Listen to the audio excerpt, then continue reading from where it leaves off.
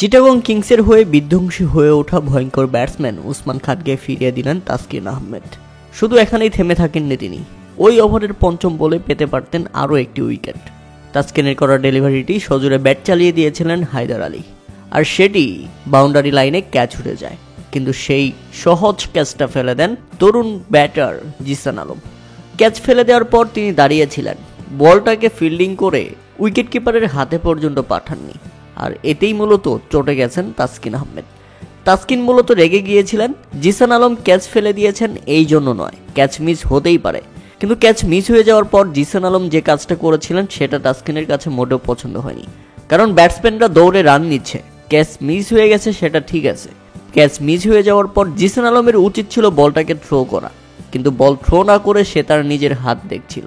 আর এতেই চটে গেছেন তাসকিন আহমেদ। শুধু চটে যাননি তাসকিন, গালিও দিয়ে ফেলেছিলেন। এতটাই রেগে গিয়েছিলেন তাসকিন আহমেদ, ক্যামেরাম্যান শুধু তার দিকেই ক্যামেরা ধরে আসছিল। কারণ এমন রাগান্বিত তাসকিনকে এর আগে দেখা যায়নি। পরে আবার ক্যামেরার দিকেও তাকিয়েছিলেন তাসকিন আহমেদ।